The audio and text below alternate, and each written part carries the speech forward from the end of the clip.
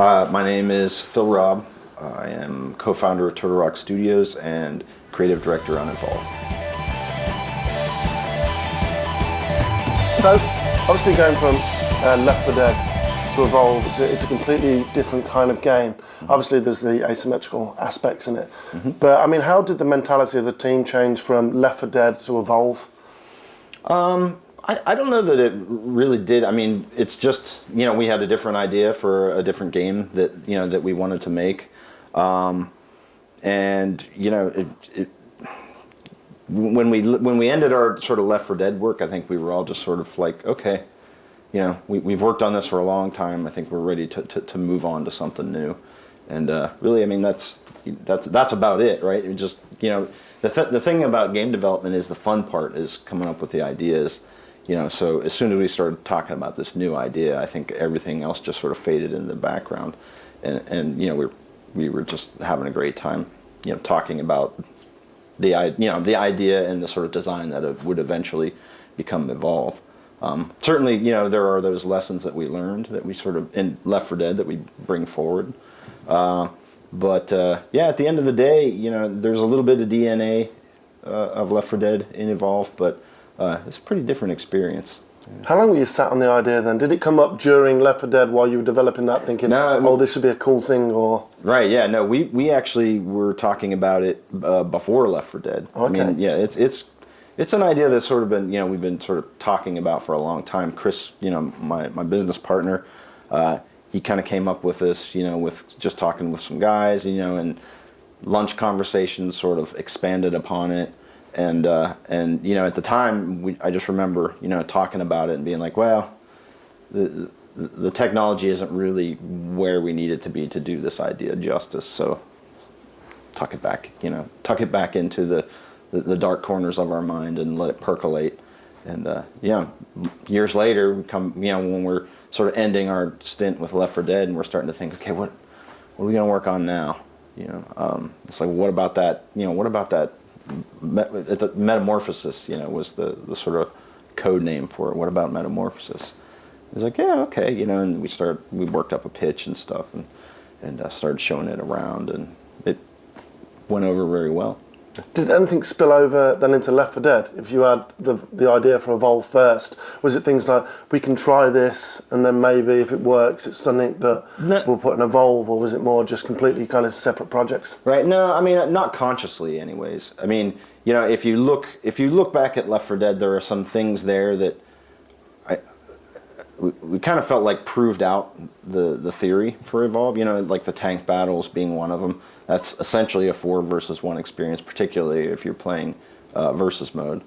And we saw that and like, wow, that's arguably one of the most intense moments in Left 4 Dead. We could take that and expand upon it. That kind of showed us that kind of thing could work. I mean, but our largely is just 2 separate projects, right? I mean, we just kind of turned that one off and let it percolate and worked on the new one. And then when we're done with Left 4 Dead, we sort of turned it back on and started working on it again.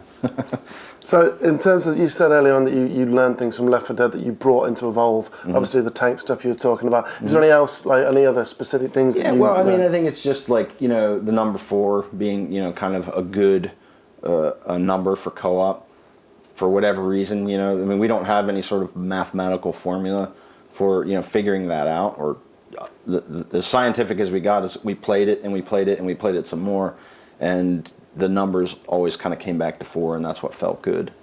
I mean, I think that's those are big ones. Maybe just the idea that co-op is sort of a desirable game experience for people. Because going into Left 4 Dead, we weren't sure. Because everyone was used to playing games a certain way, right? And are they going to be able to handle this? And people handled it quite well. So it's like, good, because we really enjoy that and we don't want to have to stop making it. Yeah, it kind of made co-op cool again, right? Well, it actually not cool again. It actually made it cool. It was one of those games that breaking through with the technology of Xbox Live and stuff like that, where console gamers could actually just play cooperatively as opposed to competitively. Right. Well, I mean, before that, even like a lot of co-op games weren't necessarily co-op, right? It's just, hey, let's all just shoot at the same thing. And coming out of Left 4 Dead, we saw that, okay, co-op's fun. Now, what can we do to it to make it more sort of engaging? What can we do to sort of push the idea? And that's sort of where you start getting your classes, and evolve, where like each person on the team kind of has a different job that is meant to sort of complement the whole. Is it a franchise you'd like to return to, or are you done with Left 4 Dead? No, I think we're pretty much done with it. It's Valve's thing now. We've kind of gone off in our own direction. So I'd kind of like to see something new done with it. Valve always does great stuff. It'd be kind of cool to go back to it as just a fan and not a developer. So, but not doubt you'll see anything from us. So you mentioned that the balancing of 4 players, obviously it's 4 versus 1, you've got this asymmetrical gameplay. Mm-hmm. How hard is that to balance, and how do you actually balance something like that? Is it numbers? Mm-hmm. Is it play testing? A bit of both? I mean, how does that work? Yeah, no, you're right. I mean, it is a lot of play testing and then looking at numbers, right? It's not, a lot of folks say, isn't it hard? And it's like, well, hard in that it's just a lot of work, or a lot of play, as the case may be. We've been playtesting the game throughout development, since 4 months in. We had a working prototype that was basically the core of, what we wanted to make. And then, continually throughout the 4 years, the team is playing the game pretty much every day, unless something's broken, which, we try to avoid it at all costs. And then, things like the alphas and the betas, that we've done have been super helpful, right? Because then, that really starts to give us a big cross-section of data that we can look at and compare against sort of the impressions that we see. When people are online and they say, hey, I think Kraken's overpowered, right? We can, after we hear that enough and we decide, okay, that seems like this is a sort of a trend, let's have a look at it and see if it's actually true. And like in the case coming out of the alpha, yeah, he was a little too buff, right? So we pushed him back for the beta. He came out of the beta maybe a little, and we took it a little too far, so we're going to push him back up a little bit. So you got the impressions, of actually playing it, and then the actual hard data to sort of look at, and that's just 4 years of that. So the Kraken's going to be somewhere in the middle between the alpha and the beta now, right? Yeah, I think so. Yeah. Is it something you'll change on the fly as well? I take it. Mm-hmm. Yeah, well, that's the nice thing about it is it's all in sort of a rather small file with just all kinds of values that can be changed really easy, and that file can be pushed out pretty effortlessly in terms of the idea is that, or always was, that once we release, we were going to keep an eye on it and keep tweaking those numbers to make sure that the experience stays like fair and balanced. Is that even on consoles as well? Because consoles, notoriously, they've been quite tricky to work with in terms of constant updates. This generation, it seems like they've sort of gotten the message that it's good for developers to be able to sort of continually and with as little hassle as possible work and work to improve the experience, especially given just how complicated and sort of big an undertaking game development is becoming, in recent years. I think it's in everybody's interest that, the developer be able to push out balance changes and little, changes as quickly as possible. And you don't have to pay for that now, this gen, right? They've removed the cost per patch. So I'm not 100% sure how that works. I know that little, like the balance changes that we can make, I think go out pretty easy. But yeah, don't quote me on the process because I don't actually know. So when creating the 4 versus 1, you kind of almost alienated yourself away from eSports in some respects. Mm-hmm. eSports, like everything symmetrical, 4 versus 4, things like Halo, pickups in the middle, no loadouts and stuff like that. Mm-hmm. Were you conscious of that, or did you have a way around making it an esport? Well, it wasn't, we never set out to make an esport. We just set out to make a fun game. And as we develop, as we're working on it and we're starting to show it around, we were kind of like pleasantly surprised at how much people just like to sort of sit and watch it, or stand and watch it. The big screen up at E3 or, at Gamescom, people just stand there watching, like kind of riveted, and we're like, that's actually pretty cool. Wasn't part of the plan, but hey, that's awesome. So then we start to sort of see over the many over the many times that we've shown the game that hey, when we added like shoutcasting, when Dave and Justin sort of just on the fly were like, hey, why don't you try shoutcasting it? And it turned out to make it even more entertaining. So I mean, I think from what we've seen, we're getting the idea that there's some potential there for esports, despite the 4 versus 1. I mean, the idea is that we're making the 4 versus 1 a balanced experience, right? Even though it's not, physically balanced. Once you get sort of under the hood, we wanted to make sure that it's as balanced as possible. So we'll see. I mean, a lot of that is going to be sort of defined on what the community wants, post-release.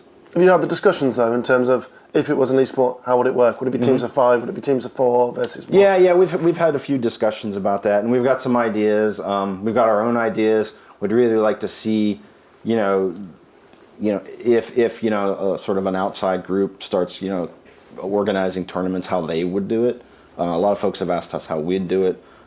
We're kind of like anxious to see, what kind of creative stuff that people outside the studio can come up with. So yeah, and we've got some other just like sort of support features, that we're thinking about. I mean, we're working on an observer mode, right, and putting some features into that, and that's something that we'll put out sort of in a very basic form, and then sort of listen and get feedback on it and see what people like and what they don't like and what they're missing, and if it ends up being sort of a popular feature, we continue to sort of enhance it and make it better. How would you personally turn it into an esport then? Would you make it a 5-team thingy and then you rotate the monster? That's sort of the current thinking. Is you take a 5-team, the 5 of us get together, you're our monster, and we go up against those other guys and they have their monster, and we sort of swap monsters, and then the matches play out. That's the current thinking. We've tried it a few times. And just sort of internally, and it's worked pretty good. So maybe that's a good start, I think. I guess the issue then is length, though, right? As opposed to length. If you're rotating everybody to be the monster and everybody to be each class, then that's going to go on for days, right? Yeah, well, it could. Yeah, well, I don't know. I mean, matches average about 13 minutes long. Oh, really? Yeah, oh, so they're not super. They can go long. Yeah. Right. I mean, you can get some epic sort of overtime. Because 20 minutes is the cutoff. But once we get to 20 minutes, if the hunters and the monster are actively engaged in combat, we let it roll. And there have been some really long, like 40-minute matches, right, that went right down to the wire. And those are super exciting, but that's not the norm. So I think, like I said, it's just one of those things that we're kind of going to wait and see what happens and sort of work around, the desires and sort of the where the community takes things. Has the average match length always been that short, or was it big? Because didn't it used to be longer? Have you we were aiming for about 20 minutes. That's sort of where the cutoff ends. But just as we played, I mean, the thing is about you have your plans, right, and you can write it all down on paper, and it's 100 pages long, right, and then you take 90 of those and chuck them in the bin. And you keep 10 of them because that's about all that sort of worked out. So we went into it with the idea, okay, about 20 minutes sounds good, right? But just as we played over the years and stuff, it's just sort of become it's roughly 13, 14, 15 minutes average. That's cool. Yeah.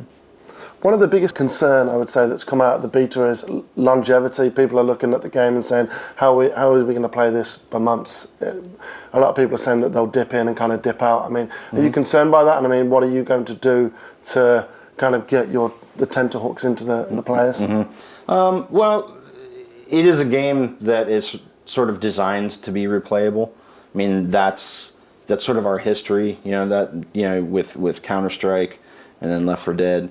And now this, the idea is that you can play it a lot of times, right? But each time it plays out sort of differently. I always like to use the example of, how many rounds of Counter-Strike have been played in DE Dust, right? You would think people will get tired of playing in DE Dust, but no, there's still servers that run at 24/7. So I feel like that very simple, example is a good indication that the randomness that multiplayer sort of provides, gives you a lot of variation, and can keep you bringing you back for more. With Evolve, we've got that, right. I mean, that's in there, that's in the DNA, but at the same time, we've got a whole lot of different characters. There's a good meta there, right. Hey, what if we mix this guy with this guy, and and to come up with sort of different plays and strategies, and then with the different monsters, and then sort of all the maps we've provided. And then if you jump into evacuation mode, then the maps each have their sort of win-loss perks that can happen depending on who wins in a given map. So, that's a lot of combinations, right? And if that isn't enough for you, we've got our post-launch content, stuff that we're planning on doing. We've got a lot of ideas for monsters and hunters, right? That we can sort of switch things up with. Certainly. One of the things that we learned on Left 4 Dead was anytime you change something, even if it's like, a gun stat or something like people will come back to see, how it changed the game. Game modes, all kinds of good stuff. Speaking of DLC, you've come under fire, I would say, recently. Yeah, I'd say. So the strategy is that maps are free and you're just charging for monsters, right? Obviously the season pass. Monsters and characters. Monsters and characters. Yeah, and I think we have some like cosmetics and stuff like that, but the idea, from our standpoint, the idea was that we don't want to split the community, but so everything that we did was sort of around, built around that, right? It's like, okay, well, if we're going to have post-launch content, which why wouldn't we? We've got a whole lot of ideas. It would be really a shame for us not to sort of get those out there. But we don't want people getting booted off of a server because they haven't bought anything. I think we've all experienced that in one game or another, and it's like, oh, come on. So that was our number one priority. Don't do that. And so that's where you get like game modes and maps and like when we come out with the observer mode and all those sort of big systems, you just get that, right? That'll just come to you, no problems. And then, in terms of the characters and the monsters, them being sort of a big undertaking, right? It's not just like, oh, you just build a model and you animate it and you're done, right? There's a lot that sort of goes into each one of these, because the thing that you're getting with an evolved character and an evolved monster is kind of a unique little packet of new gameplay. It's not like we're just taking Abe and reskinning him. This is an entirely new character. So it's a big effort on our part. And it does take a lot of time and a lot of money and, a lot of people to do it. So, those things, yes, we're going to charge for those. But, again, making sure that we're not splitting the community, the idea is that if you buy it and I don't, we can still play together, right? I see you, there you are. I see your character, right, that you bought, and I think, oh, that's cool. And maybe I like it and I want to pick it up. Or maybe I see you playing it and I see what you do, what he does, and it's like, it's not for me. That's cool. All right, we can still play together. The other cool thing is that in solo mode, if you're playing by yourself, you can set up DLC characters to be your opponents, so you can play against them and practice against them. So I think we're doing a lot of really good stuff, that to make sure that people know what they're getting in terms of like, I don't know if I'm going to like that character. Why would I buy it? Well, there's plenty of chances for you to play with them and experience them, and what else can we do? Did you expect the fallout? Because it seems like at first you went out and you said that all the maps are free, and everyone was like, "Oh wow, you're so generous," and then but you got to pay for the monsters and the characters. Oh, you're robbing me. And then it was like you never win, right? No, you don't ever win. And the thing is, and I've been paying attention because I've been getting Twitter insults hurled at me and stuff like that, and it kind of sucks because you can't really respond in any sort of rational way on Twitter. Twitter is not a sort of a medium for rational discussion. It's more suited for throwing insults or a shout out to your buddies. I see that there's a sort of a lot of different issues all over the place, and it's really difficult for us to look at it and, you know, like when you ask me a question about it, it's like, you know, the DLC issue, right? But when we look at it sort of across the board, there are a lot of different things that people are complaining about. Some people think it costs too much. Some people, you know, don't like the fact that DLC exists at all. Mm-hmm. Well, sorry, I don't know what to say to you at that point. You've already made up your mind. So a lot of times, you know, whenever you know, I get this stuff thrown at me, I'm like, okay, well, what specific part is about it, or is it about it that bothers you? Because a lot of times these guys, they're quoting stuff from articles that were written, you know, that weren't accurate. You know, there's one article in particular that you know, they quoted Chris, right, but they kind of misquoted him, and they took what he was saying out of context, and that made it look like we were doing something shady. When of course that's not at all what we were doing. But now everyone references that fucking article. So right? That's the way, right? And it's like, well, it was wrong. What else do you want? You know. So we just address it where we can, you know, and we try to stay calm and you know, and learn from the things that, you know, maybe we think we could do better. You know, I think there are things we could do better. But at the end of the day, you know, we try to stay positive, make a game that's fun that people are going to want to play.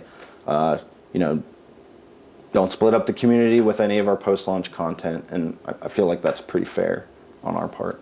The joys of internet journalism, right? Yep. No comments. Obviously, over the next year or so, or over how long, you're going to be supporting new monsters, new characters. Mm-hmm. Is there anything like monster-wise that didn't make it? Like any? I love a good anecdote. Mm-hmm. So, are there any monsters that you started to make and then, oh no, that wouldn't work because? Yeah. Well, I mean, we've had a couple. One of them was actually my favorite monster. There was I don't know if because I always want to hold out hope that we might still get to make him. Yeah. But there was another one that we wanted to do, kind of like a burrowing sort of worm kind of monster. You know, we're going to have it kind of slither along the ground, and that ended up being sort of a technological just hurdle that was, I think, a little too great for us to jump. It would have been cool though, you know, because instead of this sort of vertical monster, you would have had this low slithery thing that just got bigger, and that could have been interesting. Is it the process with the monsters then? You have one that can fly, one that can stick on the ground, one that's fast, one that's slow. Is that how you're trying to go through it? Well, I think what we're doing is we're just always looking for something that's new and different. Because the idea is that we don't want to sort of rehash the same monster over again. We want each monster to sort of have a very distinct style of play, right? Because, you know, gamers, you know, have distinct styles of play, and there are going to be some monsters that, you know, really sort of speak to you, that you feel good playing, and there are other ones going to be like, that's not quite my thing. And so we try to get, you know, we want to get as much variety in there as possible. And again, that adds to sort of longevity, that adds to, you know, sort of the variations, and you know, you end up with a lot of cool, you know, water cooler stories the next day.